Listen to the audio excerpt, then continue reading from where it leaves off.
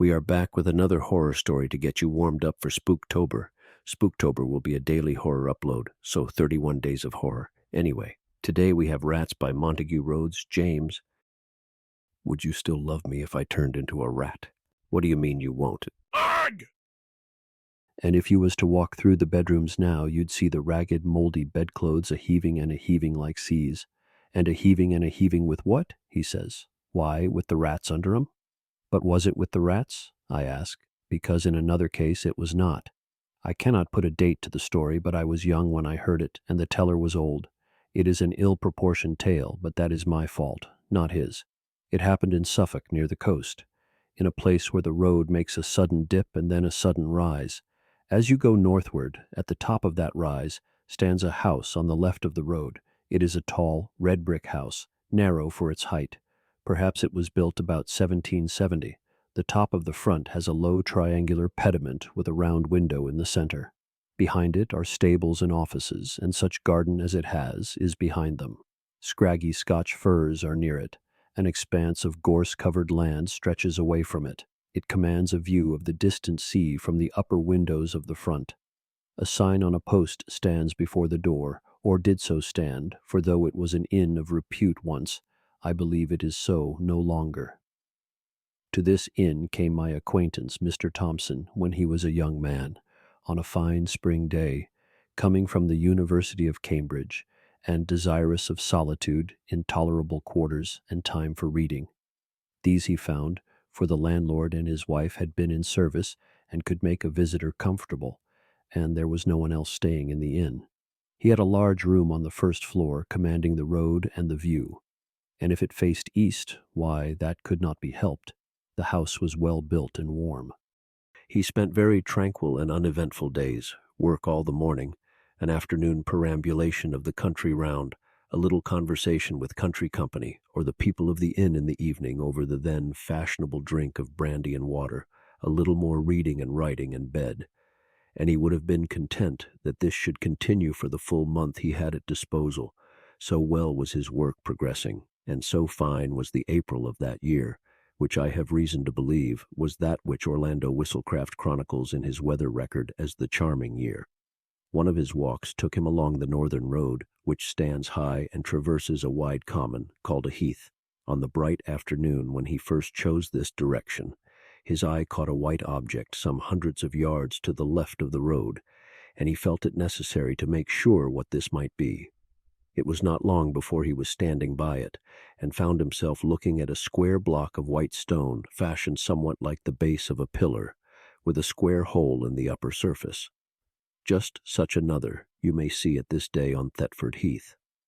After taking stock of it, he contemplated for a few minutes the view, which offered a church tower or two, some red roofs of cottages and windows winking in the sun, and the expanse of sea, also with an occasional wink and gleam upon it, and so pursued his way. In the desultory evening talk in the bar, he asked why the white stone was there on the common. "A old-fashioned thing, that is," said the landlord, Mr. Betts. "We was none of us alive when that was put there." "That's right," said another. "It stands pretty high," said Mr. Thompson. "I dare say a sea mark was on it some time back." "Ah, yes," Mr. Betts agreed. "I have heard they could see it from the boats, but whatever there was, it's fell to bits this long time." "Good job, too," said a third. "'Twarn't a lucky mark, by what the old men used to say. Not lucky for the fishin', I mean to say." "Why ever not?" said Thompson. "Well, I never see it myself," was the answer, "but they had some funny ideas, what I mean, peculiar, them old chaps, and I shouldn't wonder but what they made away with it theirselves." It was impossible to get anything clearer than this. The company, never very voluble, fell silent, and when next someone spoke it was of village affairs and crops. Mr. Betts was the speaker. Not every day did Thompson consult his health by taking a country walk. One very fine afternoon found him busily writing at 3 o'clock. Then he stretched himself and rose and walked out of his room into the passage. Facing him was another room, then the stairhead, then 2 more rooms, one looking out to the back, the other to the south. At the south end of the passage was a window, to which he went, considering with himself that it was rather a shame to waste such a fine afternoon. However, work was paramount just at the moment. He thought he would just take 5 minutes off and go back to it. And those 5 minutes he would employ, the Bettses could not possibly object, to looking at the other rooms in the passage, which he had never seen. Nobody at all, it seemed, was indoors. Probably, as it was market day, they were all gone to the town, except perhaps a maid in the bar. Very still the house was, and the sun shone really hot. Early flies buzzed in the window panes, so he explored. The room facing his own was undistinguished except for an old print of Bury St. Edmunds. The two next him on his side of the passage were gay and clean, with one window apiece, whereas his had two. Remained the southwest room opposite to the last which he had entered. This was locked, but Thompson was in a mood of quite indefensible curiosity, and feeling confident that there could be no damaging secrets in a place so easily got at, he proceeded to fetch the key of his own room, and when that did not answer, to collect the keys of the other three. One of them fitted, and he opened the door. The room had two windows looking south and west, so it was as bright and the sun as hot upon it as could be. Here there was no carpet, but bare boards, no pictures, no washing stand, only a bed in the farther corner. An iron bed, with mattress and bolster, covered with a bluish check counterpane. As featureless a room as you can well imagine. And yet there was something that made Thompson close the door very quickly and yet quietly behind him and lean against the window-sill in the passage, actually quivering all over. It was this, that under the counterpane someone lay, and not only lay, but stirred.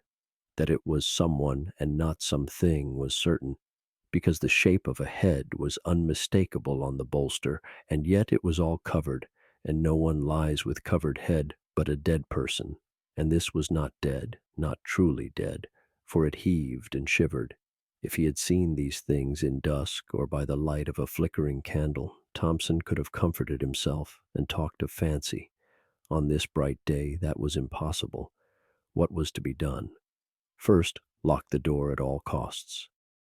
Very gingerly he approached it and bending down listened, holding his breath. Perhaps there might be a sound of heavy breathing and a prosaic explanation. There was absolute silence, but as, with a rather tremulous hand, he put the key into its hole and turned it, it rattled, and on the instant a stumbling padding tread was heard coming towards the door. Thompson fled like a rabbit to his room and locked himself in. Futile enough, he knew it was. Would doors and locks be any obstacle to what he suspected? But it was all he could think of at the moment, and in fact nothing happened. Only there was a time of acute suspense, followed by a misery of doubt as to what to do. The impulse, of course, was to slip away as soon as possible from a house which contained such an inmate. But only the day before he had said he should be staying for at least a week more, and how if he changed plans could he avoid the suspicion of having pried into places where he certainly had no business? Moreover, either the Bettses knew all about the inmate and yet did not leave the house, or knew nothing, which equally meant that there was nothing to be afraid of, or knew just enough to make them shut up the room, but not enough to weigh on their spirits. In any of these cases it seemed that not much was to be feared, and certainly so far he had had no sort of ugly experience. On the whole, the line of least resistance was to stay. Well, he stayed out his week. Nothing took him past that door, and often as he would pause in a quiet hour of day or night in the passage and listen, no sound whatever issued from that direction. You might have thought that Thompson would have made some attempt at ferreting out stories connected with the inn, hardly perhaps from Betts, but from the parson of the parish or old people in the village. But no, the reticence which commonly falls on people who have had strange experiences and believe in them was upon him. Nevertheless, as the end of his stay drew near, his yearning after some kind of explanation grew more and more acute. On his solitary walks he persisted in planning out some way, the least obtrusive, of getting another daylight glimpse into that room, and eventually arrived at this scheme. He would leave by an afternoon train, about 4 o'clock. When his fly was waiting and his luggage on it, he would make one last expedition upstairs to look round his own room and see if anything was left unpacked, and then, with that key, which he had contrived to oil, as if that made any difference, the door should once more be opened for a moment. So it worked out. The bill was paid, the consequent small talk gone through while the fly was loaded. Pleasant part of the country, Been very comfortable thanks to you and Mrs. Betts. Hope to come back sometime on one side. On the other, very glad you found satisfaction, sir. Done our best. Always glad to have your good word. Very much favored we've been with the weather, to be sure. Then, I'll just take a look upstairs in case I've left a book or something out. No, don't trouble. I'll be back in a minute. And as noiselessly as possible, he stole to the door and opened it. The shattering of the illusion. He almost laughed aloud. Propped, or you might say sitting on the edge of the bed, was nothing in the round world but a scarecrow. A scarecrow out of the garden, of course, dumped into the deserted room. Yes, but here amusement ceased. Have scarecrows bare bony feet? Do their heads loll onto their shoulders? Have they iron collars and links of chain about their necks? Can they get up and move, if never so stiffly, across a floor, with wagging head and arms close at their sides, and shiver? The slam of the door, the dash to the stairhead, the leap downstairs were followed by a faint. Awaking, Thompson saw Betts standing over him with the brandy bottle and a very reproachful face. "You shouldn't have done so, sir. Really, you shouldn't. It ain't a kind way to act by persons as done the best they could for you." Thompson heard words of this kind, but what he said in reply he did not know. Mr. Betts, and perhaps even more Mrs. Betts, found it hard to accept his apologies and his assurances that he would say no word that could damage the good name of the house. However, they were accepted. Since the train could not now be caught, it was arranged that Thompson should be driven to the town to sleep there. Before he went, the Bettses told him what little they knew. They says he was landlord here a long time back, and was in with the highwaymen that had their beat about the Eath. That's how he come by his end. Hung in chains, they say, up where you see that stone what the gallus stood in. Yes, the fishermen made away with that, I believe, because they see it out at sea, and it kept the fish off, according to their idea. Yes, we had the account from the people that had the house before we come. You keep that room shut up, they says, but don't move the bed out, and you'll find there won't be no trouble. And no more there has been. Not once he haven't come out into the house, though what he may do now there ain't no sayin'. Anyway, you're the first I know on that's seen him since we've been here. I never set eyes on him myself, nor don't want. And ever since we've made the servants' rooms in the stablin', we ain't had no difficulty that way. Only I do hope, sir, as you'll keep a close tongue, considerin' how an house do get talked about, with more to this effect. The promise of silence was kept for many years. The occasion of my hearing the story at last was this, that when Mr. Thompson came to stay with my father, it fell to me to show him to his room, and, instead of letting me open the door for him, he stepped forward and threw it open himself, and then for some moments stood in the doorway, holding up his candle and looking narrowly into the interior.